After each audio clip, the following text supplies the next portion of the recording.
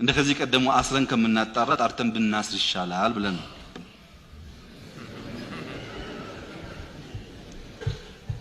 አንድ ንጹህ ሰው ከሚታሰር ለፍትህ ሲባል 100 ወንጀለኛ መፍታት ይሻላል ይባላል። ሌባ ያሉንን ሰው ሌባ ብለህ ጥፋተኛ ያሉንን ሰው ጥፋተኛ ብለህ ከማሰር ወንጀለኞች መፍታት ይሻላል። ሁለት ምርጫ ነው ያለን ለዚህ ጉዳይ። እንደከዚህ ቀደሙ በሂደት ይጣራል ብለን ሰብስበን ማስገባትና ያጣራ መሄድ አንዱ መፍትሄ ነው። ሁለተኛው መፍትሄ ደግሞ የተሟላ ማስረጃ እስከምንይዝ ከምናጣራ ሰዎቹን አይናችን እንዳረፈባቸው አጣርተን መረጃ መሰብሰብ ነው።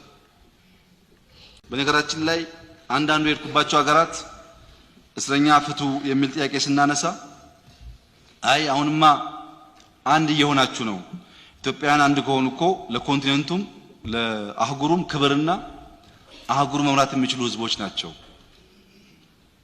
የእናንተን ሰው ማሰር ተገቢ አይደለም፣ ለአሁኑ በሙሉ ይቅርታ እንፈታለን ይላሉ። ምንድነው ያመጣው? በውስጥ ያለ አንድነት። ምንድነው ያመጣው? በውስጥ ያለ ፍቅር። እኛ ስንዋደድ ዓለም ያከብረናል። እኛ ስንባላ ማንም ይንቀናል። ከናንተ ውስጥ ከኢትዮጵያውያን ዘመዱ አንድ ሀገር የሌለው ሰው አለ እንዴ? የሰፈሩ ሰው ብዙ ቤተሰብ እኮ አለን። ያ ሁሉ ይጎዳል ማለት ነው። እና የማይበጅ ነገር መሆኑን አውቆ ህዝቡ ይሄን ነገር ከውስጡ ማውጣት አለበት፣ ማቆም አለብን።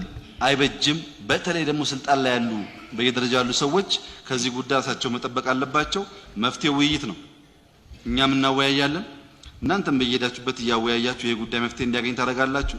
ሌላውም ማስረጃ የለኝም ይፈታ እንትና ላይ ግን ጉዳይ ያለኝ ያጣራው ለቀጥል የሚለው ጉዳይ ለኢትዮጵያ ህዝብ እኩል ማገልገል ለሚፈልጉ ሰዎች አይመቻቸውም። ትክክል ነው ብዬ አላስብም። በዚህ ጉዳይ የሚመጣ ችግር ካለ ህግ ተጥሷላችሁ የምታስቡ ከሆነ ስልጣኑ የእናንተ ሰው መጠየቅ ትችላላችሁ ማለት ነው። መጠየቅ ማስተካከል ትችላላችሁ። ግን ዋናው አንድ ፍትህ ያጣን ሰው ፍትህ ማጎናጸፍና በሱ ምክንያት ለጊዜው ያላወቅነው ወንጀለኛ መልቀቅ ይሻላል ፍትህ ከምናጎል የሚለውን ፕሪንሲፕል መያዝ ጥሩ ነው የሚሆነው። በዚህ መርህ የተፈቱ ሰዎች ውስጥ የተቀላቀለ ካለ በሂደት እየታየ ማስተካከያ ይደረግበታል ማለት ነው። አጠቃላይ የፍትህ ስርዓቱን በሚመለከት ከፍተኛ ችግር ያለበት ዘርፍ ነው፣ ምንም ጥያቄ የለውም። ፍርድ ቤቱ ከፍተኛ ችግር አለበት፣ አቃቢ ህጉ ችግር አለበት፣ ፖሊስ ችግር አለበት፣ ማረሚያ ቤት ችግር አለበት። ይሄን እያረሙ እያስተካከሉ መሄድ ከማንም በላይ ገለልተኛ ተቋም ገንብተን ፍትህ ማረጋገጥ አለብን ላልነው ለኛ ለታገልና ዋጋ ለከፈል አስፈላጊ እርምጃ ይሆናል። ይሄን ለማድረግ የሚጠፉ ጥፋቶች ካሉ አኮሞዴት ይደረጋሉ ማለት ነው። ኢንቴንሽኑ ጣልቃ ገብነት የሌለበት ሀገራዊ ተቋም መፍጠር፣ ለሁሉም ፍትህ እኩል የሚያከፋፍል ፍትህ ላይ የማይነግድ ክራይ የማይሰበስብ ተቋም መፍጠር ሆኖ ሲያበቃ መሰረቱ በጉልበተኛና በደካማ መካከል ያለን በጋራ የመኖር ሚዛን መጠበቅ ነው።